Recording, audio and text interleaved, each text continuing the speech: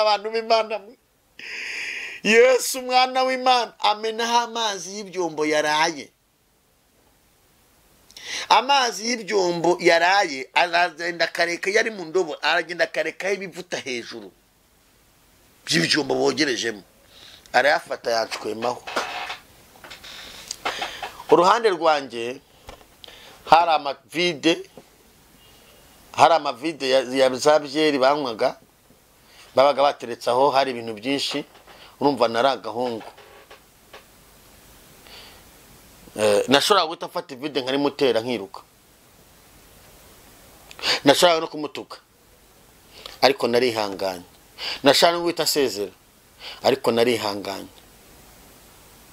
mu kwihangana kwanjye muri ako kanya nihanganye ayo mazi y'ibyombo narihanganye nkomeza akazi ndakomeza kandi ndakoropa nkanajojoba n'imyenda sinagiye kuyihindura ahubwo nakomeza akazi nkomeza gukoropa n'ibyo bivuta binjejetaho ndi muri ako kazi ndi gukoropa numva ijwi ramenga amateka yawe nzayahindura wabikoze neza cyane turashimira bashiki bacu tuzacu turi mu Bubiligi Imana ibamugisha abari mu Bufaransa Imana ibamugisha abari muri Amerika namwe ndavuze ngo Imana ibamugisha uyu munsi ndashaka ko tuzaganira mu rwango kwihangana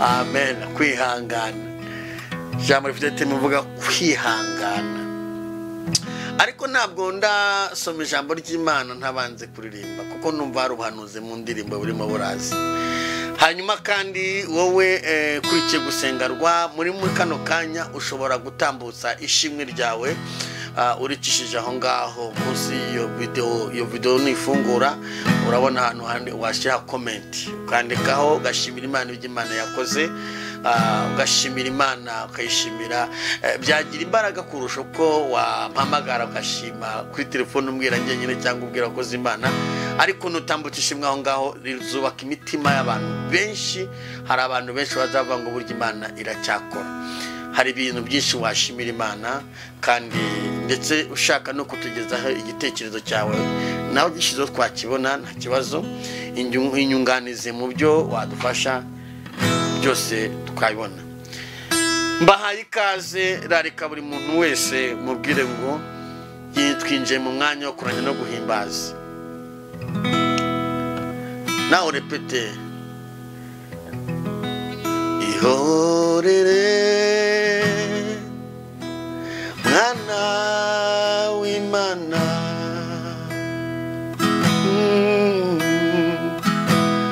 Imana ikwitayeho humura lasha kusidikwa ihorere mwana w'Imana Imana ikwitayeho humura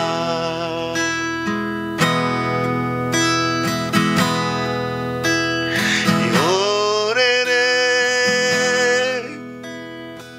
mwana w'Imana ayiyo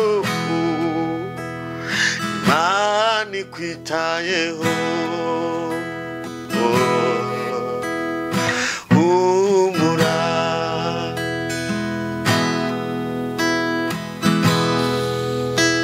ahari wararize ahari wagize agahinda kenshi ahari ubona ko nta muntu ukwitayeho ndetse ubona ko nta n'uwo wahamagara ngo akwiteho ariko hari umuremyi wawe akwitayeho abo wari wiringiye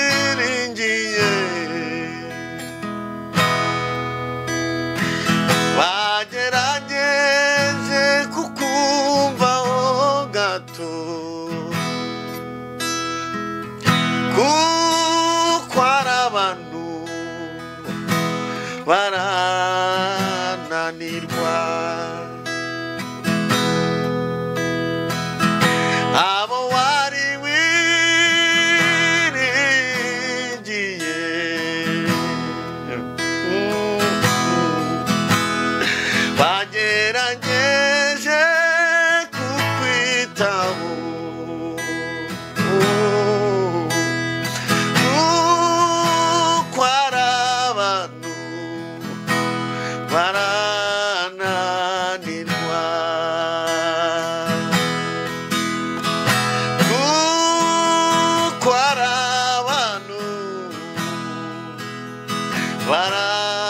barananirwa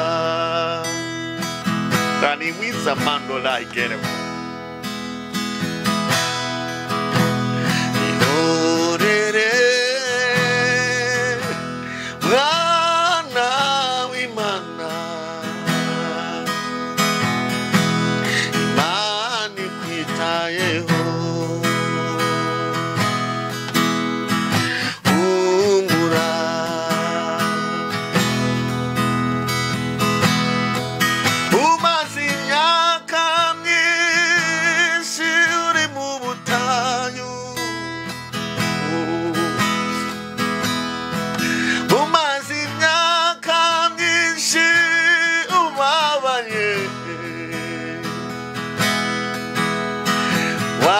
washakishije uwakurengera ariko ntiwamubonye humura Imana ikwitayeho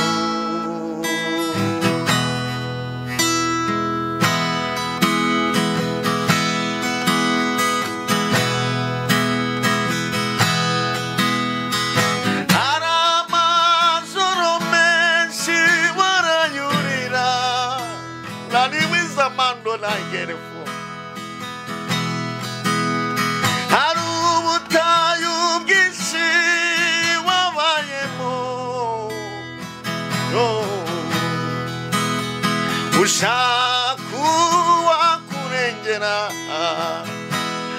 ntiwamubonye ushaka uwakuvuganira ntiwamubonye ushaka uwakurengera ntiwamubonye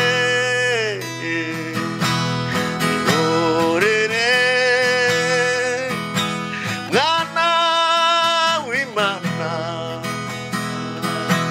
Imana ikwitayeho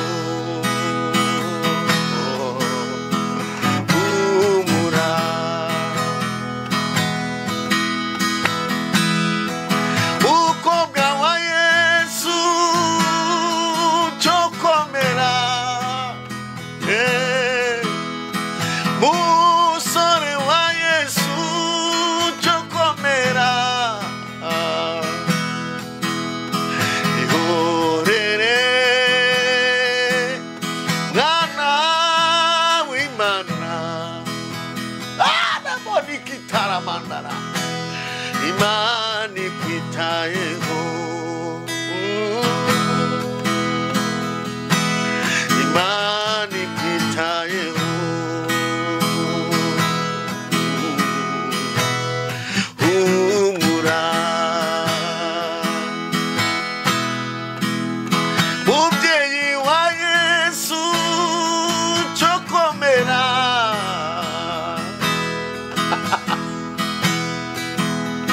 Mupapa wa Yesu cyo komera ayiyo ihorere mwana w'Imana haleluya Imana ikwitayeho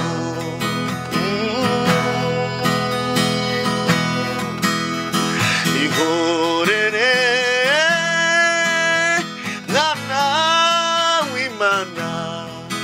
la wasirikita mandora Imana ikwitayeho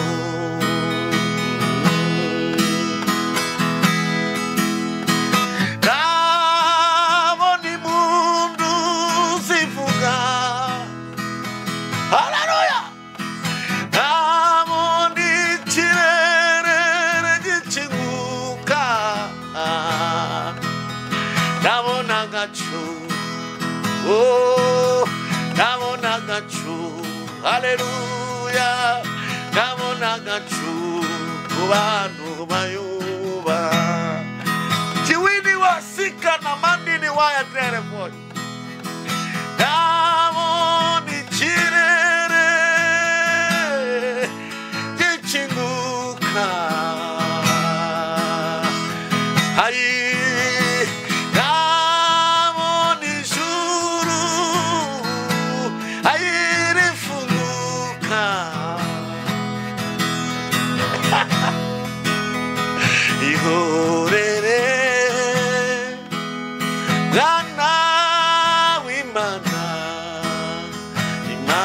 imana ikwitayeho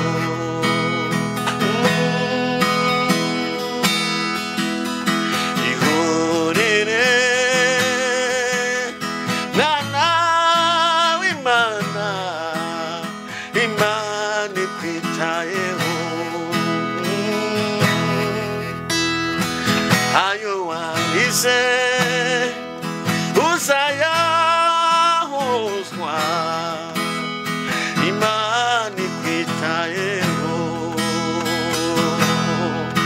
gushinyagurwa washinyaguwe uzabihozwa imana ikwitayeho ibitutsi ndetse n'amazina bakwise atari yayandi y'ababyeyi ayo zayakurwaho kwitayeho ubutayu umaze mu igihe kirekire uzabuhozwa yewe mwana w'imana imana ikwitayeho haiwiza nikitamano lara boy ihanagure amarira umaze iminsi urira dore yesu yicaye ku ntebe y'imbabazi ngo akubabarire ihorere mwana w'imana imana ikwitayeho humura tuzi umutima ihorere mwana w'imana imana ikwitayeho ibi byakurekuye byakuziritse byose bikubweho n'imbaraga z'umusaraba ibyo bahambiriye ubuzima bwawe bikubweho n'imbaraga z'umusaraba amababa batega mu nzira yawe akubweho n'imbaraga z'umusaraba akanambane kirirwa imbere yawe akubweho n'imbaraga z'umusaraba gushinyagurwa uwari ushinyagurwa bikubweho n'imbaraga z'umusaraba dore imana isibuye amarembo yawe dore imana isibuye amarembo yawe ihorere mwana w'imana imana ikwitayeho imana ikwitayeho imana inyitayeho vuga gutyo imana inyitayeho nubwo ndira imana inyitayeho ihorere mwana w'imana imana ikwitayeho mana turagushimye imbaraga zawe zirabohora imbaraga zawe zirakiza imbaraga zawe zirazura imbaraga zawe zisumbiza abana b'abantu imbaraga zawe zirakora imbaraga zawe zirarema imbaraga zawe zihindura amateka imbaraga zawe zisenya karande imbaraga zawe ziravunagura zigatesha agaciro imigambi yose y'abakonikoni muri kano kanya Uwiteka tuguhaye ikaze ngo ubane natwe mu ijambo imbaraga zawe zishyikire umwuka w'Imana tube hafi turakuraritse ngo ubane natwe muri byose mu izina rya Kristo wa Nazareti amen. reka tuganire ijambo ry'Imana n'ubundi inshuti mukurikiye gusengerwa ubutumwa bwiza ko bwanditswe na Mariko mu isezerano rishya ibice 8. ubutumwa bwiza uko bwanditswe na Mariko mu isezerano rishya ibice 8. reka dusome. Yesu ahaza abantu 4,000. muri iyo minsi abantu benshi bongeye guterana ntibabona ibyo kurya. Ahamagara abigishwa be arababwira ati, aba bantu banteye impuhwe kuko uyu munsi ari uwa gatatu turi kumwe, none bakaba badafite ibyo kurya. Imana ishimwe. Ndagira ngo tuganire iri jambo ry'Imana. Uyu ni Yesu ari kumwe n'abigishwa be, ari kumwe ndetse n'abantu benshi. Ntabwo yari ari kumwe n'abantu bake, yari ari kumwe n'abantu benshi. Bibiliya igaragaza ko yari kumwe n'abantu bageze mu 4,000. None aba bantu bateye Yesu impuhwe. Yesu bamuteye impuhwe. Ndagira ngo nawe uze kugira icyifuzo kiguhesha kwihangana kugeza aho watera Yesu impuhwe akaza mu bibazo byawe cyangwa akaza mu burwayi bwawe. Aba bantu bateye Yesu impuhwe batavuze bamutera impuhwe, agira impuhwe ngo impuhwe ziramwuzura. Bateranye umunsi wa mbere, baterana umunsi wa kabiri, batarya batanywa, baterana umunsi wa gatatu. Umunsi wa gatatu umva bari bihanganye abantu 4,000 bicaye bihanganira imbeho, bihanganira ikime, bihanganira ijoro, bihanganira ivumbi, barihangana. Bihanganira imibu, bihanganira inzara, bihanganira izuba, ibintu byose. Naho umyumvira uwo munsi 4,000 byicaye bimuhanze amaso, barihangana.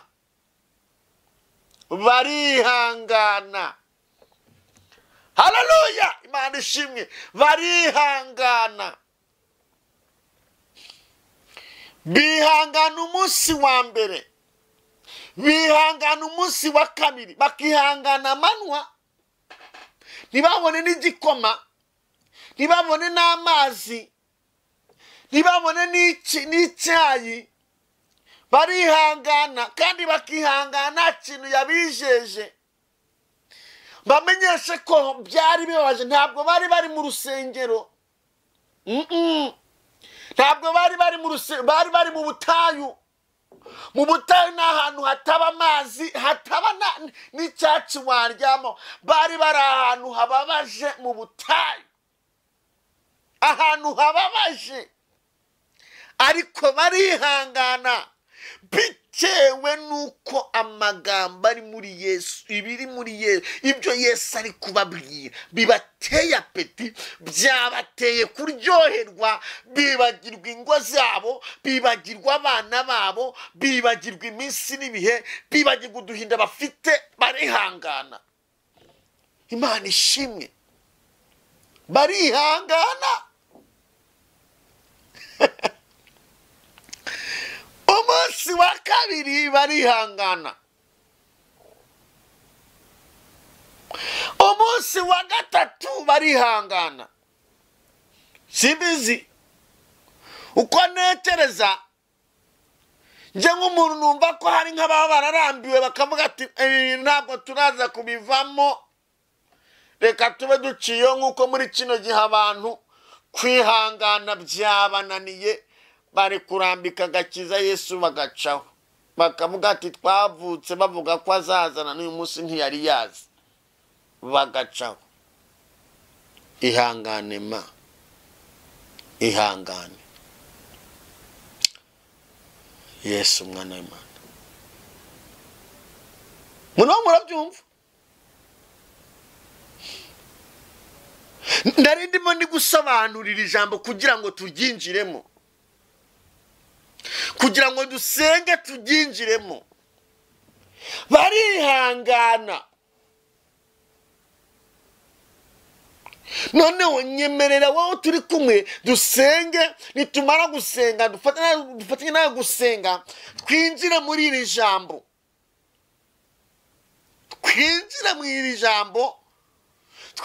muri iri jambo rifite teme ivuga kwihangana. Mana mu izina rya Yesu Kristo wa Nazareti, ijambo ryawe rirakiza, ijambo ryawe rirabohora, ijambo ryawe rirazura, ijambo ryawe rirarema, ijambo ryawe ryomora ibikomere, ijambo ryawe rikura mu butayu rigatereka ibwami, ijambo ryawe ririca rigakiza, ijambo ryawe n'indorerwamo, ijambo ryawe turiruhukiramo.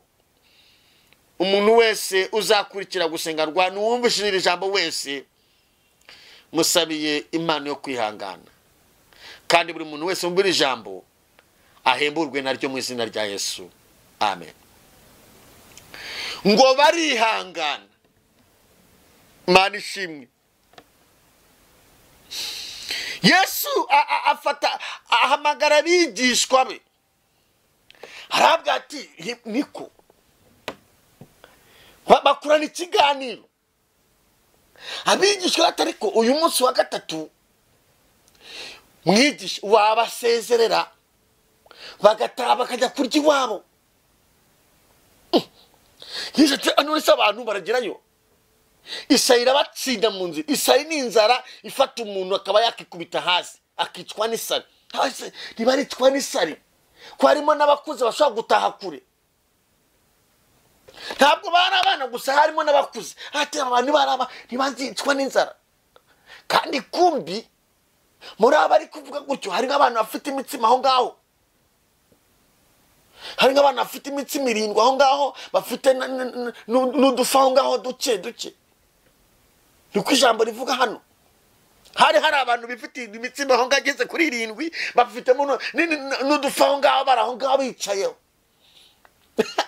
Yesu kandi ntabwo bari bamubwiye, nta nubwo bari bamubwiye ko hari ahantu hari umutsima, hari ahantu hari amafi, ntabwo bari babwiye. Bantu umuntu urumva yari n'amacye akavuga ati wenda turaza kuyagabangana, buri muntu wese aze kwirwanaho, bakaba ati nubwo turi abigishwa be turi nk'abanga, ariko naho imwe turajya tuyigabana, ariko n'abasezere bana aranatubangamiye, n'abasezere batahe iminsi 3 kweli, ntabasezere batahe turebe uburyo twarya amafi yacu. Kumbi Yesu y'amafi yayabonye, arayaruzi, ntiyayabonye n'imna y'amitsima yayibonye. Ibintu byababaye, abagabo bahuye n'ibibazo, arababwira ngo ni mubicaze. Data we, kandi abahamagara yarababwinga abantu banteye imwe kugira ngo yumve ko bavuga atari kumwigisha. Hari ahantu hari amafi, dufite amafi, ariko ati ko bene data bigisha abanye inshuti zanjye tugenda n'igihe cyose, abantu banteye imwe, abantu bageze mu 4,000, abantu 4,000 bicaye iminsi 3 banteye imwe, biswe n'inzara, bihanganye. Tubagaburira iki? Nta kintu cyo kubagaburira twabaha, nta kintu twagiraye tukaba. Abantu barababwira ataho ko mwigisha watize, basezerere batahe. Baragusezerera ngo utahe mu ruhe rwego. Ihangane, ibyo kurya birahari, ibyo kunywa birahari. Imana ishimwe, ihangane. Yesu arababwira ngo iki? Aba bantu baramutse bagiye bakagenda, isari yabikira mu nzira, harimo abantu bakuze, ntibishoboka ko tubasezera. Ahubwo aba babwira ngo nimubicaze, barabicaza. Arabwira ati mufite imitsima ingati? 7. amafi dufite n'amafi makeya, arabwira ati munzanire ayo mafi hano, barayazana. Haleluya, haleluya, Imana ishimwe. Munzanire ayo mafi, muyanzanire hano, munzanire ayo mafi, barayazana. Bazana ayo mafi barayamuzanira, ngo arayafata arayashimira. Imana ishimwe, afata amafi mu biganza bye arayashimira, arayasengera. Munzanire iyo mitsima. Afata imitsima, yabanze imitsima, yarabanje amuzanira imitsima nkarayishimira, arayisengera. Kwisengera bivuze ngo nubwo ari bike, mu mbaraga z'amasengesho barajya bamanyagura byongere bisubireho. Ntabwo yavuze ngo kangeyizeye, oya. Yesu yakoraga ibitangaza ariko abiheshejwe uburenganzira n'Imana. Yarabisengeye, abihesha umugisha. Imitsima arayisengera, ayifata mu kiganza arayisengera, amaze kuyisengera ngo aramanyagura.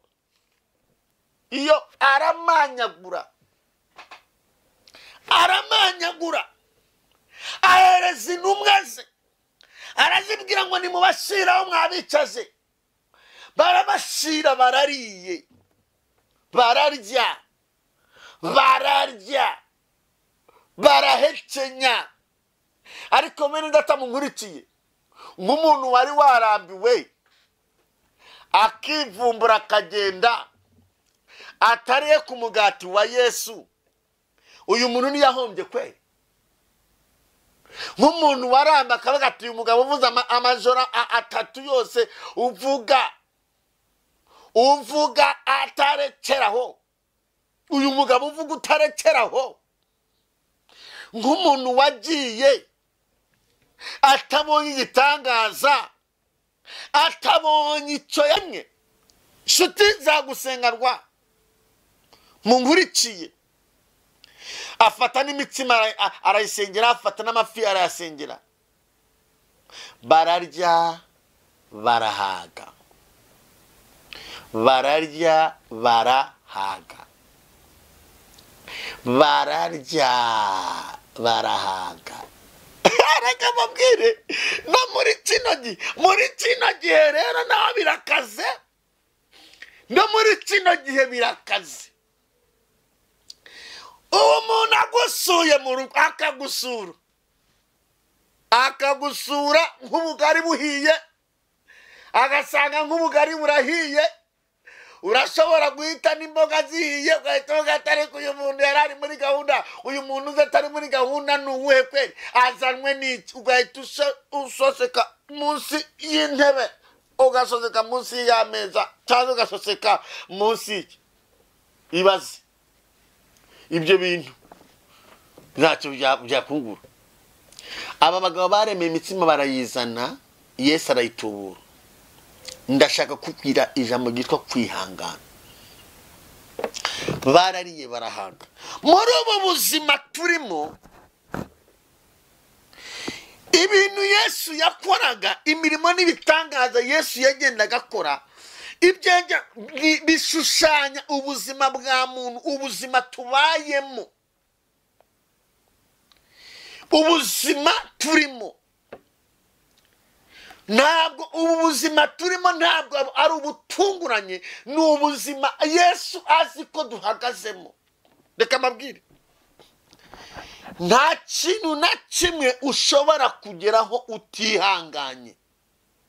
Nta na kimwe, nta na kimwe. Gucuruza ni ukwihangana, kwicara ku ntebe y'ishuri ni ukwihangana,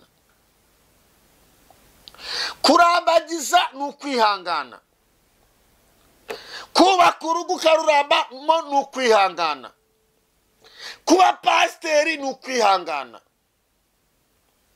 Ego ko kuba umupolisi ni ukwihangana, kuba umusirikari ni ukwihangana, kuba umuganga ni ukwihangana. None se muganga warara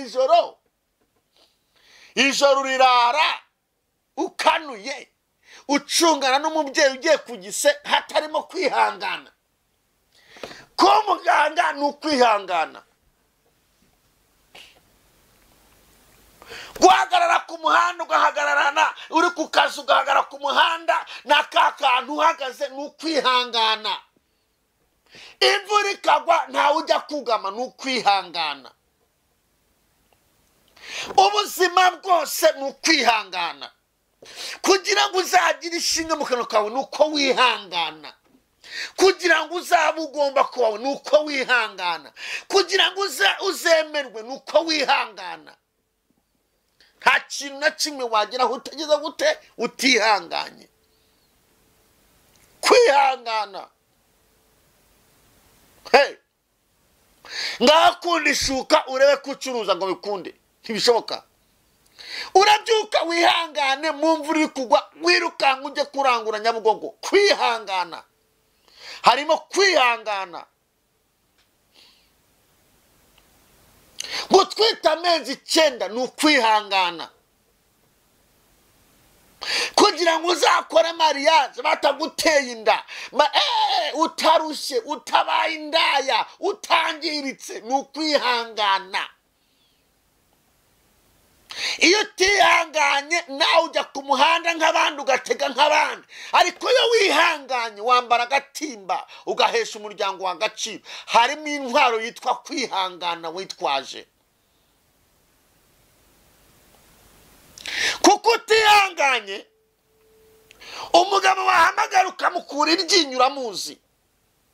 Wowe wahamagara ukamukutuza amafaranga ukamukutuzaho urabizi. Ariko kugira ngo uzabe udasanzwe nuko wihangana. Lakita laboria. Imana ishimwe. Kugira ngo uzabe umuntu udasanzwe mu muryango wawe, kugira ngo uzabe uwo kwifuzwa, kugira ngo uzakenerwe, kugira ngo uzemerwe nuko wihangana. Muri ubu buzima turimo abakristo bene data nawe nkurikiye utarakizwa, dore intwaro nkuzane nkubwiye umwuka w'Imana yamishuriye. Indi ntwaro navuze ku ntwaro yo kwizera. Uyu munsi ngarutse mvuga ku ntwaro yo gukomera. Uyu munsi ngarutse ku ntwaro bita kwihangana.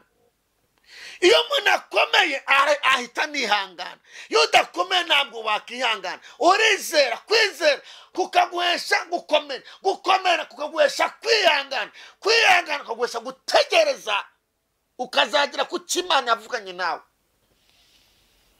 Imana ishimwe. Umuntu utihangana aciye ubusamo. Umuntu utihangana arirwanirira. Umuntu utihangana arakenyuka. Umuntu utihangana araseba. Ariko wihanganye, ntabwo nzi imigani ariko hari umunyarwanda avuga ngo wihanganye gakama inshashi. Umuntu wihanganye akama inshashi. Dore inka ari inshashi ukihangana, igira igikaza imbyeyi ukayikama. Ariko utihangana ayigurisha ari inshashi. Aro kwihangana.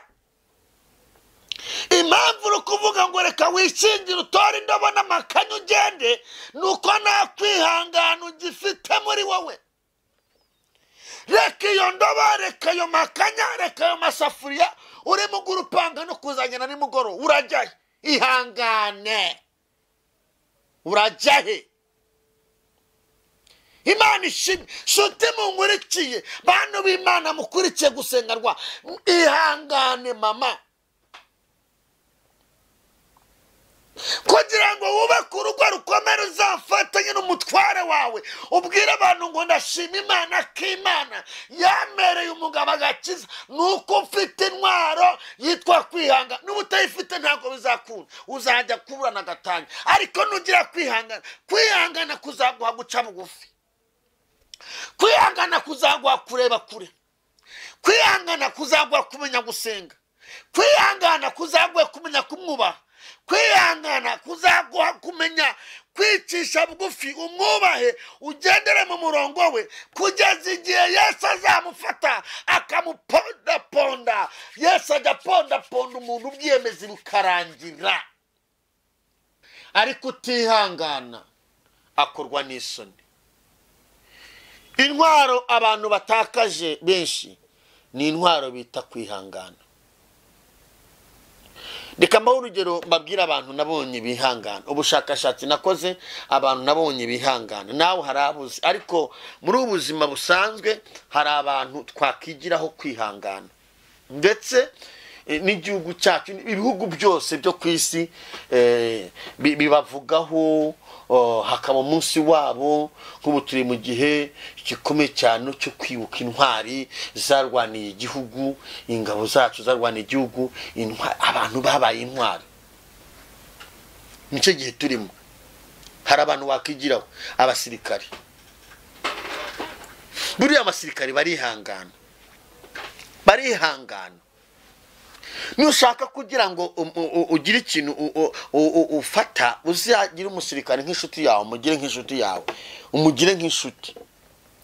Nubwo bagira amabanga, ariko ntazabura n'utuntu na duke yakubwira two kwihangana. Aho atari ko wowe urizwa n'iki? Ni nayo menshi uzasanga nta bintu byo guseka bihari, nta bintu byo guseka bafite. Kubera iki? Aba yarabonye ibintu byinshi.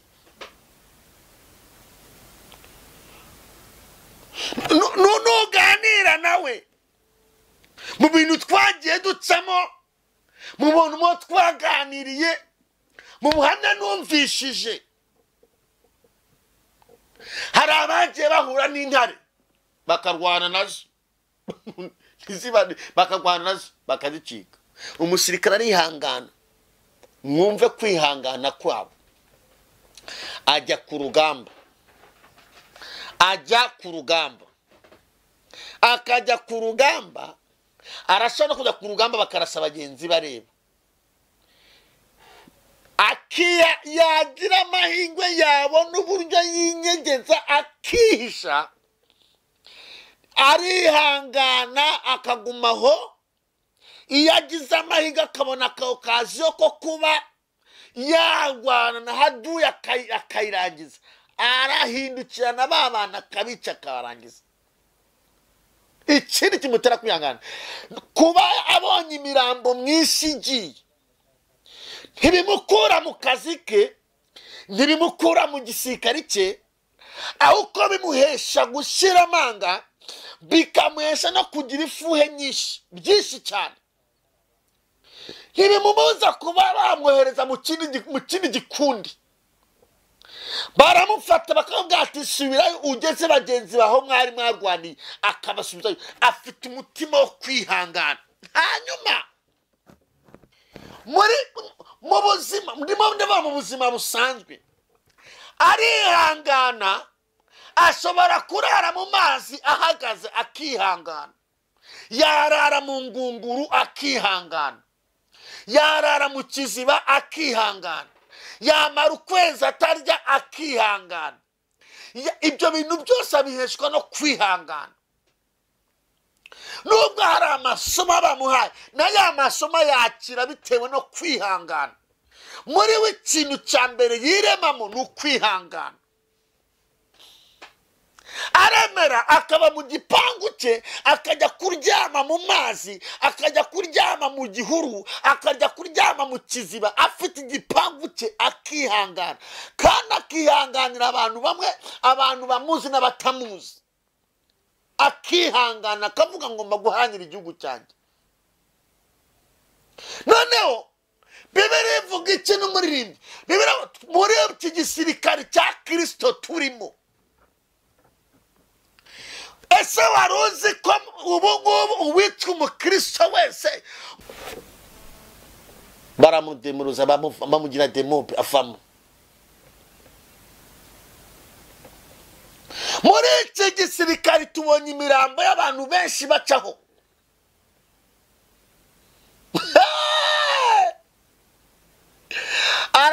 Abaririmbyi bishingira, abavuga butumwa bishingira, abandi abashinze utumani, abaguye bitwaje covid, abagize gute. Iyo dore imirambo mu buryo mu dore imirambo y'abantu basubiye inyuma baretse Imana. Umva nkubwire, wowe ugihagaze ukihanyanyaza, ugisigaranye itiku.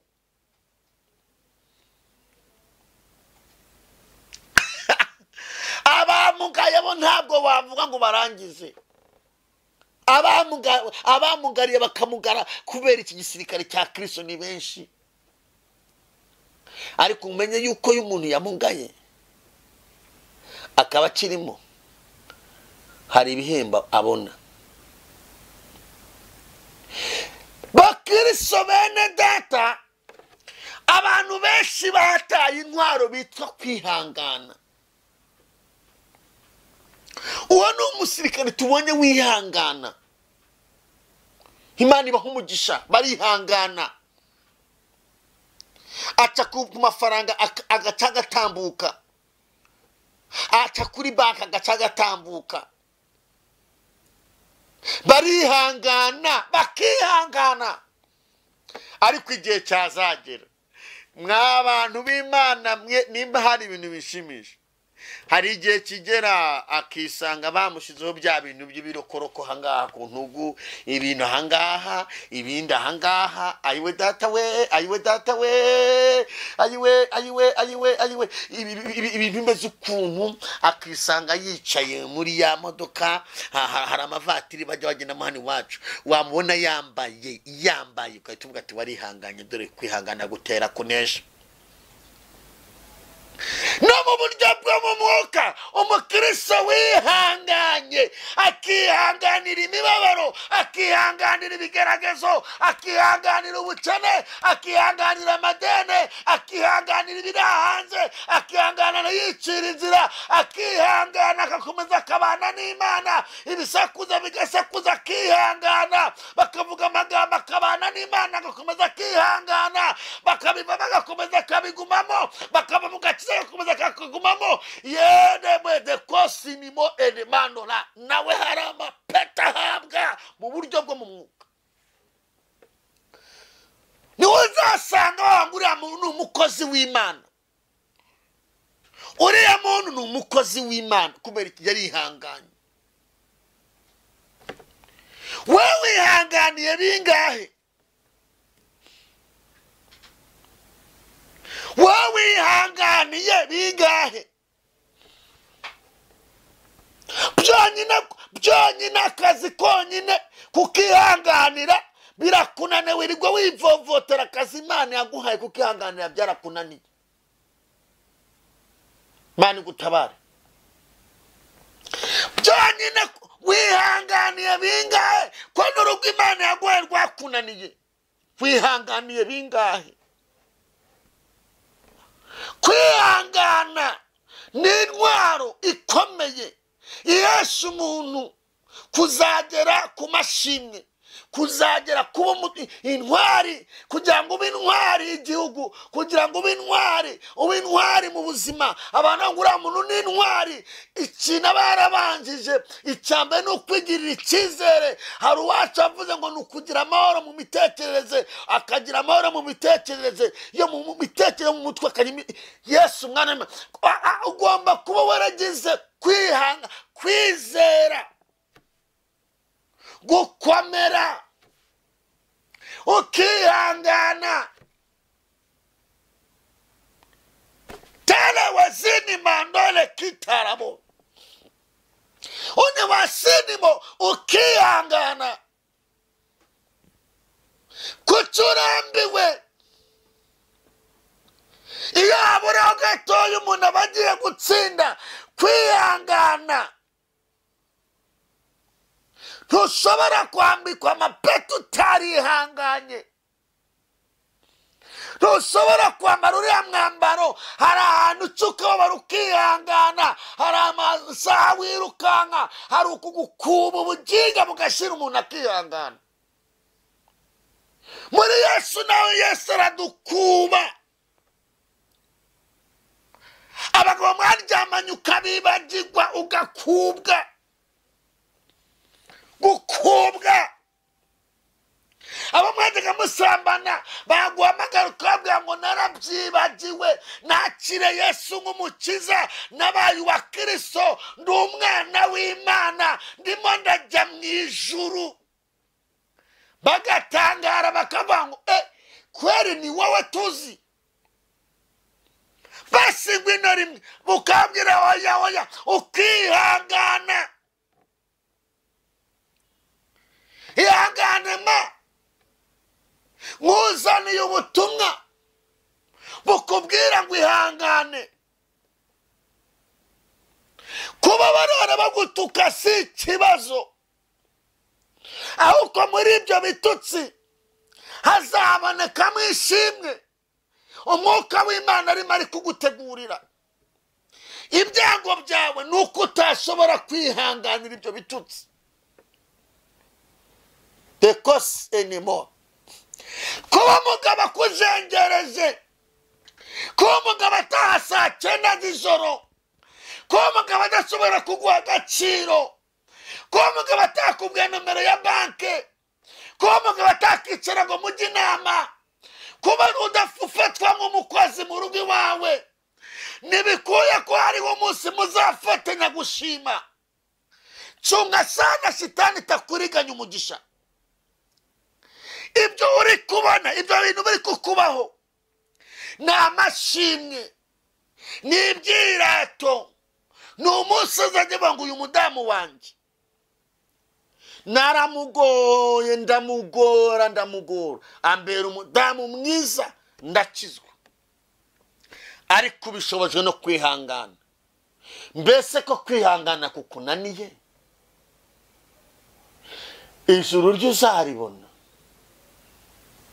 Ese uwo kwihangana kunaniye, icyo azashobora ni iki?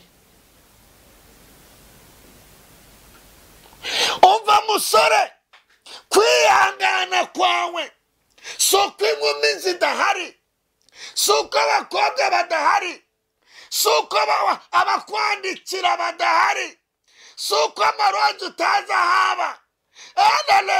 Uraza ahantu aba. Ariko kwihangana kwawe kuzagutera kugira umuryango mwiza, kuzagutera kuba kwifuza, kuzagutera kugira agaciro, kuzagutera gukora mariage n'abana b'amahara kubira ufite.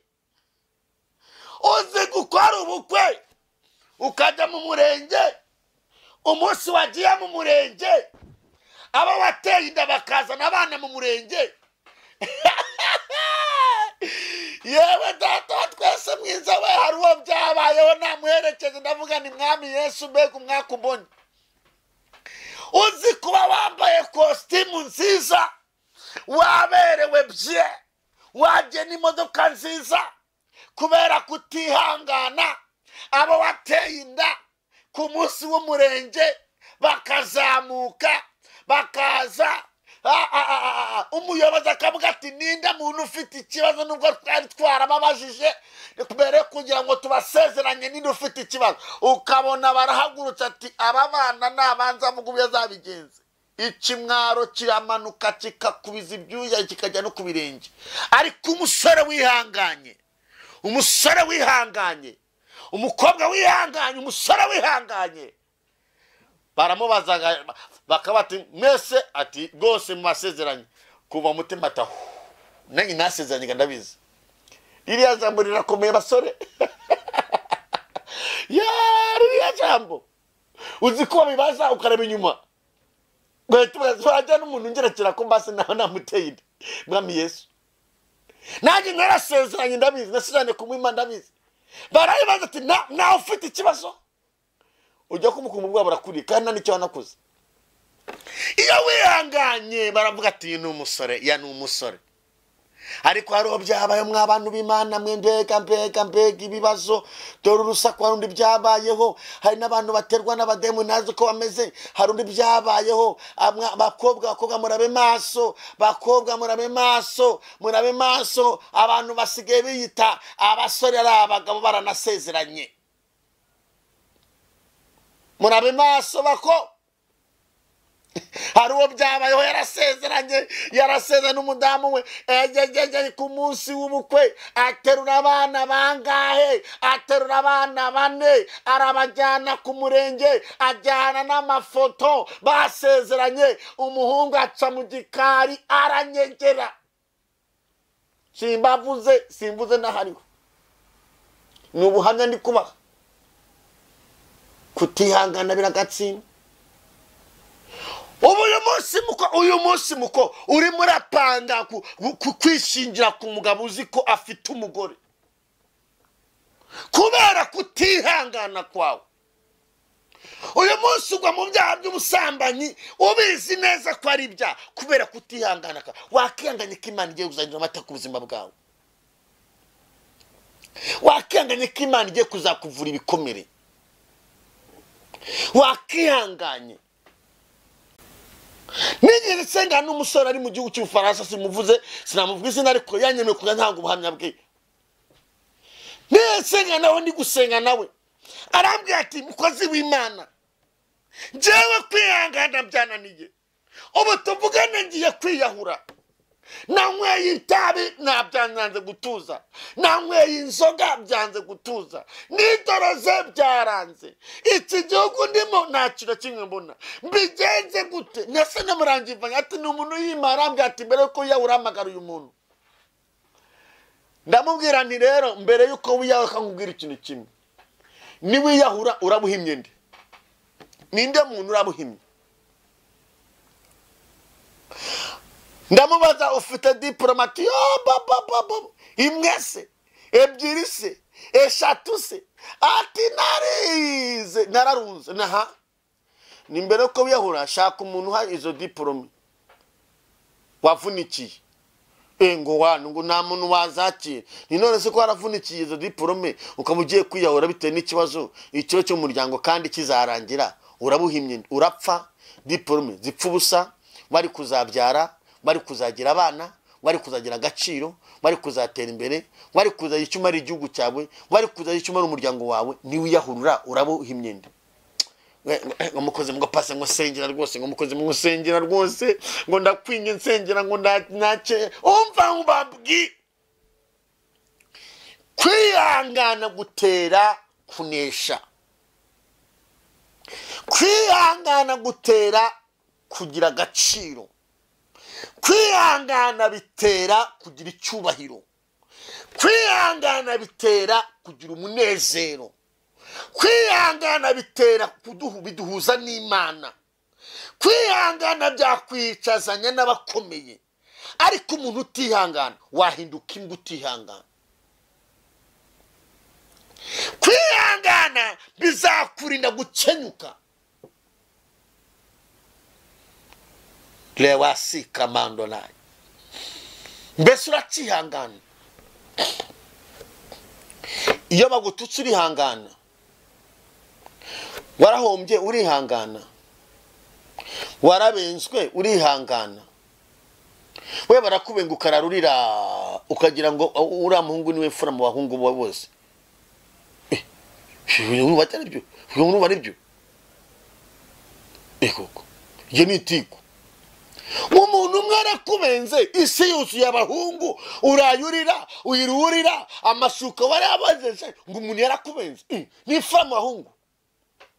Ibyaremwe byose isi yuzuye abahungu. Kwihangana niba bikubayeho ihangane, uvuye ngo ufite amasezerano, hari ikintu Imana yambwiye ko nzakora ubukwe, nzabukora, nimba uciyeho uca ugende, Yesu azandanira. Nigeze mbabwira, nigeze noza ibyombo, umugore umwe amenaho amazi y'ibyombo yaraye. Nakoraga hano Senatibe, nibwo nari ngira mu mujyi wa Kigali, kandi naze mu mujyi wa Kigali Imana ari imbwiye ngo ninze mu mujyi wa Kigali zangirira neza. Mpageze inshyira ku ikosi ryo koza ibyombo, ndabyoza akazi ko mu rugo. Abagakora ntago mbapinze kuko karanagutunga cyane ko banakugaburira, ahubwo nashaka kubwira ko hari akazi kaba karenze uko ugatekereza. Imana hari igihe kazanamo ibintu byo gutsikamira kugira ngo wige. Nkakora akazi ariko nkorera ntanyurwe ntanemere. Ariko burya ntago abantu bose dukorera ntago ariko bose ari babi. Hari undi nakoreye afata nk'umwana we, afata nk'umwana we arandera. Uyu munsi mwita papa, uyu munsi mwita papa, nawe arabizi. Nanjye anyita umukozi w'Imana.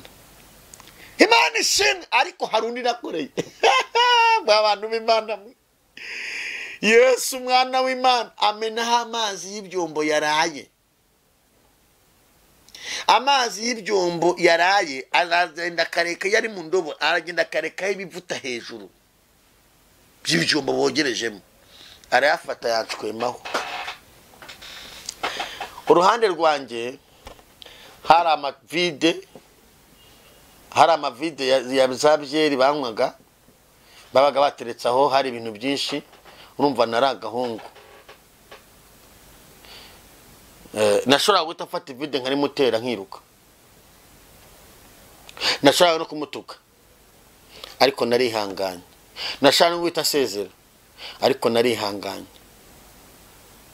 mu kwihangana kwanjye muri ako kanya nihanganye ayo mazi y'ibyombo narihanganye nkomeza akazi ndakomeza kandi ndakoropa nanajojoba n'imyenda sinagiye kuyihindura ahubwo nakomeza akazi nkomeza gukoropa n'ibyo bivuta binjejetaho ndi muri ako kazi ndi gukoropa numva ijwi riramyenga amateka yawe nzayahindura nzakwicazanya n'abakomeye nzakuvura ibikomere ufite mu mibabaro yacu ducamo niho Imana iyo turi guca muri iyi mibabaro tukihangana niho duhabwa amapeti mu buryo bwo mu mwuka niho twambarira amapeti mu mwuka niho umuntu ahabwa amasezerano numva ijwi riramyenga ngo nzakugira kubaho uzagenda n'imodoka y'akazi uzamenyekana uzagira agaciro uzagira urwo rwiza Imana ishimwe uwo mubyeyi naricaye ndamureba kandi ugirira hamwe ngo uyu kumenyeho amazi y'ibyombo hariho umunsi umwe uzamusura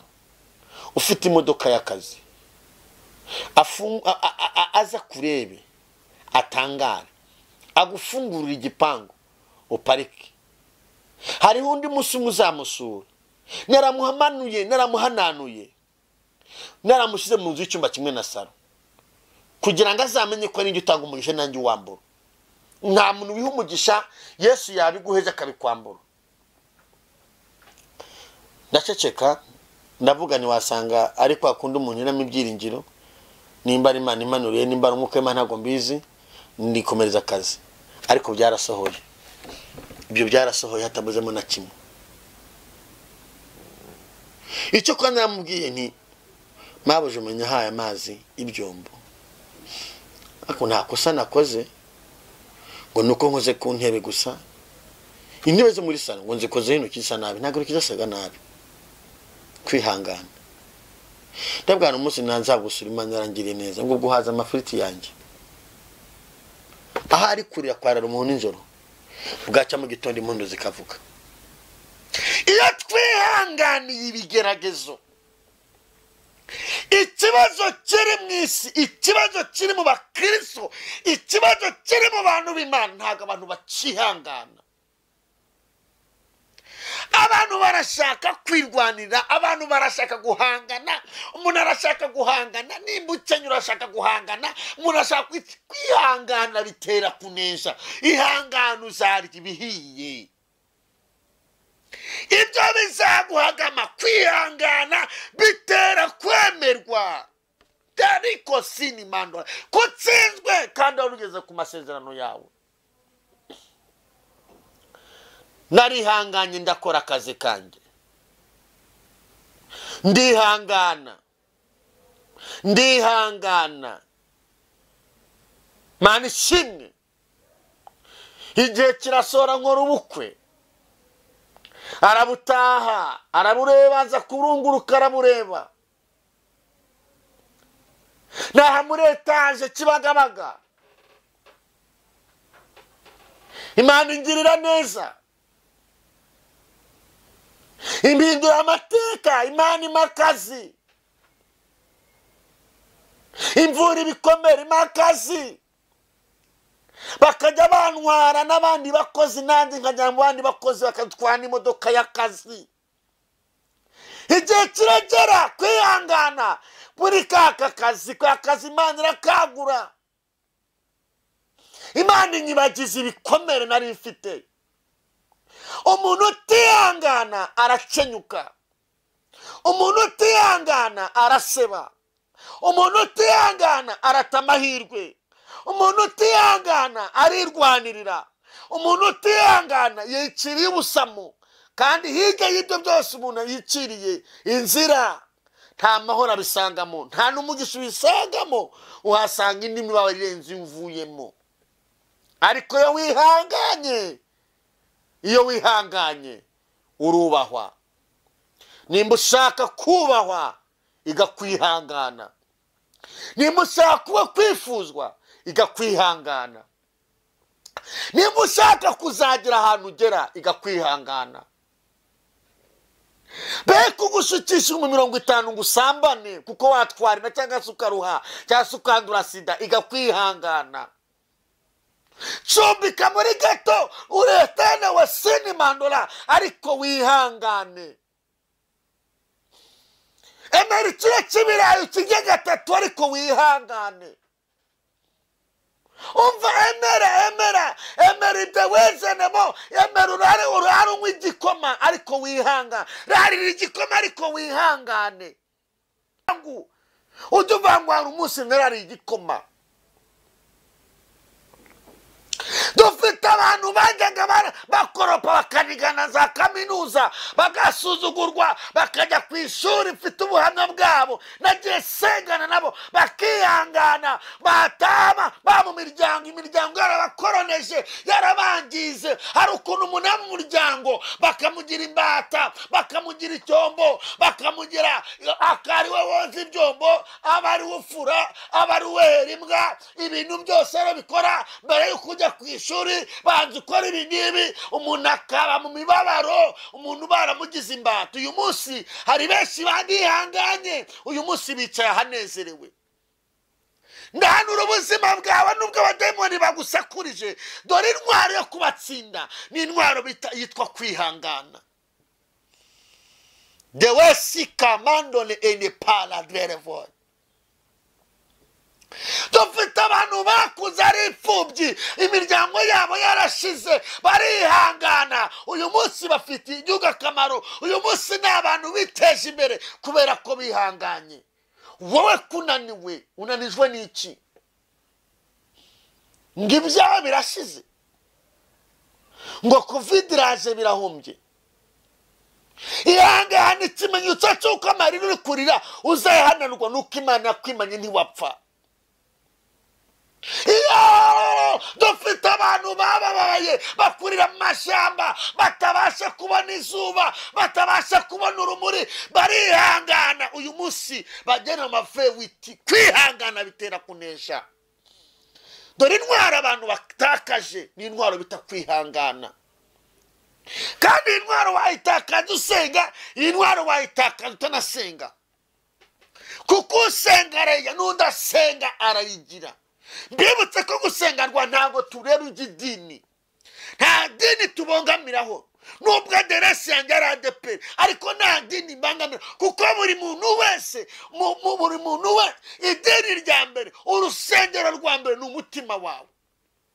Umutima wawe ugomba kwakira Yesu. Wamara kwakira Yesu ukavanamo ibya mutima wawe ukabivamo. Cyokora duhindura idini bitewe nuko idini aho turi tubona nta myizere ihari, nta nagakiza gahari, nta n'imbuto zihari, nta mwuka Imana uhari. Hari abantu babaraho ariko ugasanga ahantu usengera nta bintu bihari, nta mavuta ahari, nta ki, ugahindura. Deko enemandolari. Numva umwuka w'Imana ambwira ngo izo mbaraga zigutsikamiye zirakurwaho no kwihangana kwawe. Ibyo bigeragezo bikuzengereje birakurwaho no kwihangana kwawe. Dufite abadamu bari barabuze urubyaro, barihangana beza, bakajyabona abagabo batereta, bakabona n'amajwi akabwira atari kubakiciriye hanze, burundu ugacinya umugabo ntibagutenda kandi ukaza ukayitirira umugabo wawe. Ariko dufite abadamu bihanganye, hari abihanganye bari imyaka 13, hari abihanganye bari imyaka 20, hari abihanganye bari imyaka 30. Dufite abihanganye umunsi bakiciye abana. Mama wikicira inzira uyu munsi, kuko kwihangana kwawe kuzatuma Imana ihindura amatika ku buzima bwawe. Wikicira inzira. turabafite bihanganye kwihangana kwabo kubahesha kugera ku masezerano umuntu yafite amasezerano aba ku rugamba urugamba umuntu abamo arutsindisha gukiranuka icya kabiri akarutsindisha kwizera icya gatatu akarutsindisha gukomera icya kane ukarutsindisha kwihangana icya gatanu ukarutsindisha kureba kure y'ahazawe kureba kure nturebe uyu munsi amarira ukurira aho ukagira amaso y'umwuka yo kureba kure tanina none ko sinimo Imana ishimwe nshuti zanjye ndagira ngo nkubwire 2015 Imana ingarura inkura mu rupfu umwuka w'Imana yarambwiye ngo numvishije irimbwira ngo uwo ni mumusubiza aracyasengera Abanyarwanda aracyasengera abatuye isi mba narapfuye nakozaga isida ndapfa ndagaruka ndi hano kugira ngo gusenga rwaye hano kugira ngo utazagira icyo witwaza ntabwo ndi hano kugira ngo mbone amaviews menshi mbone amafaranga menshi oya nyakeneye hari kundi kuntu nayabona ndano kugira ngo mbwire ngo kwihangana kwawe ni wakira Yesu gakizwa amateka yawe azahinduka ni wakira Yesu gakizwa amateka yawe azahinduka no hinduka numva ni wakire ukamenya kwihangana ubuzima bwawe buzahinduka kwihangana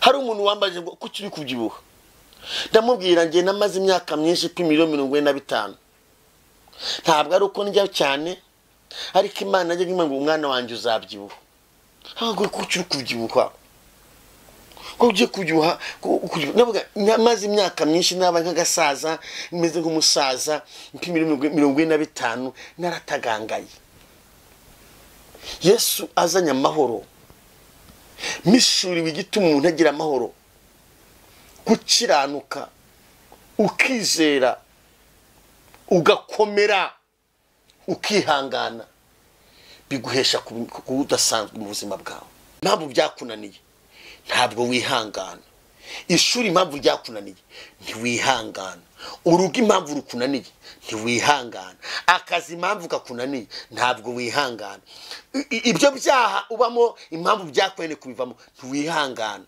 wihangana byose wabitsinda ndagira ngo usebere kwihangana ndagira ngo dusenge ngusebere kwihangana uzasoma Bibiliya uzabona abantu benshi bagiye bihangana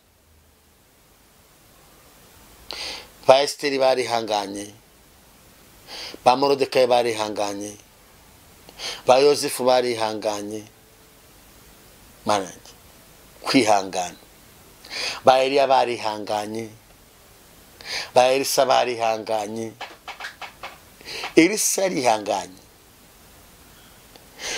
usana amateka ya Elisa na Eliya Elisa yarihanganye yihanganiye iki uzi ko Elisa yamaze igihe agenda inyuma ya Eliya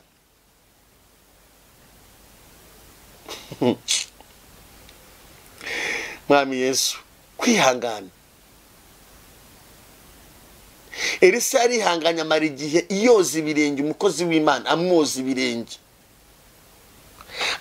kandi Elisa yarasobanutse ariko yamaze igihe yoza ibirenge umukozi w'Imana arihangana akajya byoza akihangana ariko uzi ikintu cyamuviremo icyo yashakaga yakigezeho iyo wihangana icyo ushaka ukigeraho iyo utihangana icyo wifuza ntukigeraho Elisa kwihangana kwa Elisa kwatumye abazwa ikibazo arabaza ngo saba icyo ushaka cyose ndakiguha nsaba vuba ntaragukurwaho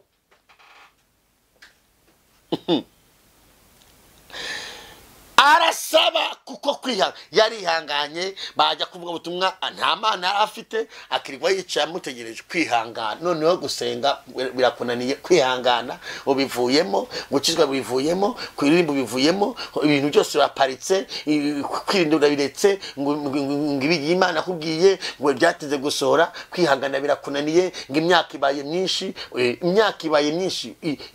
kwihangana ugisusigaje imisiga n'iki gusubizwe umenya imyaka ishize ariko numenya isigaye umenya iminsi ishize ariko numenya isigaye uzi ushigaje iminsi ngahe uzi ushigaje iminsi ngahe ugere ku masezerano yawe niko umuka Imana kubaza uzi ushigaje igihe kingana urugendo ukoze ni rwo rurerure kubu usigaje reba kuba waravunitse ugakura mu gakiza ukagwa ugeze muri iyo myaka wavunikiye iki isi ntuyiriye n'ijuru ribonye ubwo usuvunikiye iki ihangane ndagira ngo usengere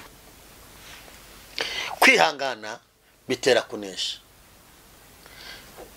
twaje tubona abantu bihangana Yesu yarihanganye ku musaraba arihangana umuntu wese ikintu cyose no kwihangana ndabwiza ukuri no kurya no kwihangana yego no kwambara no kwihangana kugira ngo ugure umwene no kwihangana haba hari imibare myinshi cyane no kwihangana haleluya kwihangana kugira ngo uzagura akabanza no kwihangana yego kuyamenya imibare umwana ishuri no kwihangana ibintu byose no kwihangana reka itiku wihangane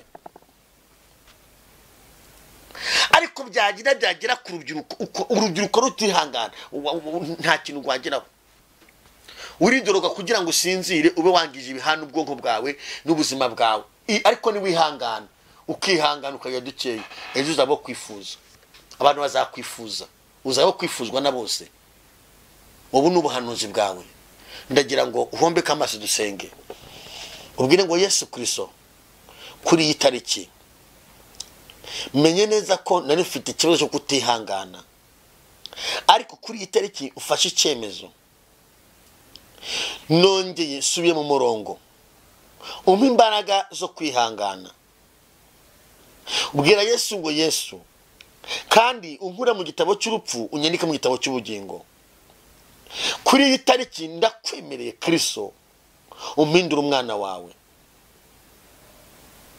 bwira Yesu ngo Yesu ndasezere shitani afata ibye byose ndakwiyeguriye urakoze Kristo kubikoze mu izina rya Kristo wa Nazareti amen Mana mu izina rya Yesu Kristo uri Imana y'ububasha uri Imana ikomeye uri Imana ifite imbaraga uri Imana ifite ubutware uri Imana ishobora byose kuri iyi tariki senge buri muntu wese warudukurikiye wakurikiranye ubuhanuzi mu ijambo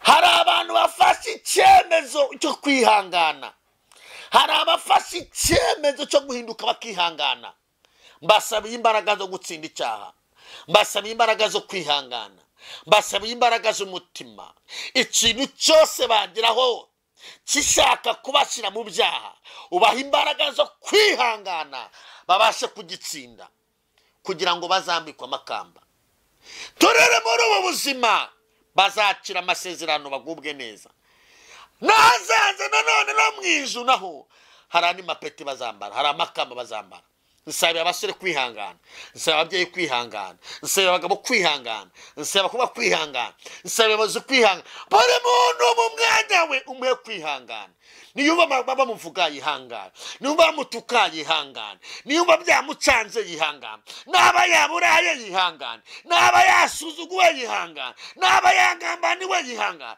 kuko kwihangana gutera umuntu gutekereza neza ngushime ko mu kwihangana kwawe Yesu Kristo ngushime ko abantu kwihangana kandi ngushimiye yuko uyu munsi umuntu bwababwije ariko ejo mu gitondo bugacya kuko natwe twabonye bucya buracyari ibyo twibagije nani n'umusikirwanya n'ibindi buracyatwibagiza n'ibindi buri muntu wese ari gusenganwa ngushime ko muhaye kwihangana kandi mwami ukamuha n'imbaraga n'ibyo akwifuzaho akazabibona mu izina rya Kristo wa Nazareti. Amen. Imana ibaho umugisha abari badukurikiye. Utari hafi yacu ukaba uri kure, uri hanze, ushaka kuduhamagara. Nomero yanjye ni 078 32 84 23 kabiri. 078 32 84 23 kabiri.